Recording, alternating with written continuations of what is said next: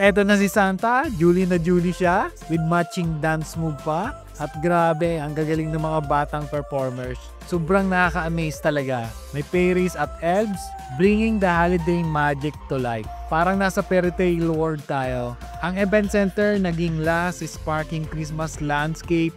Hindi lang nila pinahangan lahat, nagdala din sila ng saya sa mga bata.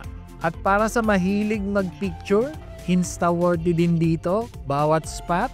Promise. Andito si Santas for photo ops. Dream come true talaga para sa mga chikiting. SM City Lucena talaga ang nagbigay ng todo sa pagdala ng Christmas feels.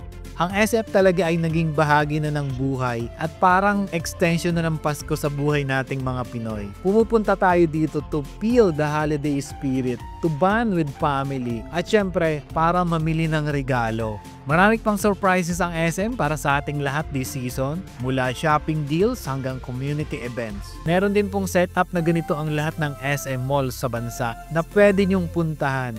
At huwag nating kalilimutan na ang tunay na diwa ng Pasko ay pagbibigayan.